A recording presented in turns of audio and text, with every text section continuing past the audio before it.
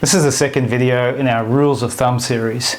Just some mini education pieces on some of the parameters that you need to look out for when either buying a business or buying commercial property or looking at working capital for business.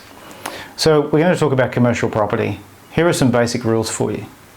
You're going to need a deposit on a commercial property purchase of around 30%. Now, some banks will want 35%, others will take 20%. I'm suggesting that you look at a minimum 30%. If you can do more, that would be great. It would lower your debt and allow you to access more financial institutions. That is, there are more that are offering 65% borrowing than there are at 70%. So that's the first one, 30%.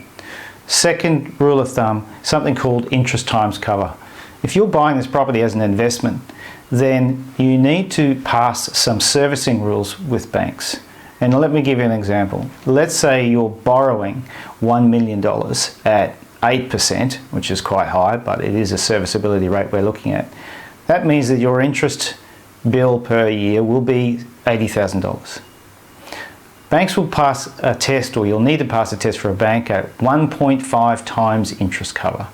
You take your interest amount of $80,000, you times it by 1.5, which gives you $120,000.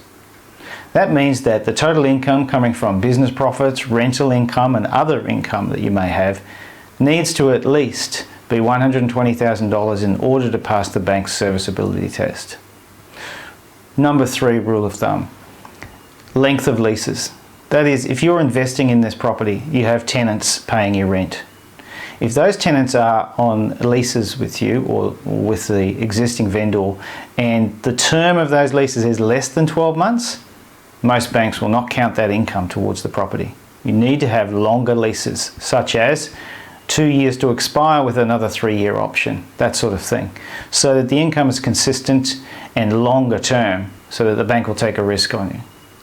The last but not least, something to look out for. If you're buying a property as a going concern, that means that someone is a tenant and has a lease signed within the property. No GST is applicable on your purchase. However, if you're buying a property as vacant possession, or you want it for owner occupation, you will need to pay GST.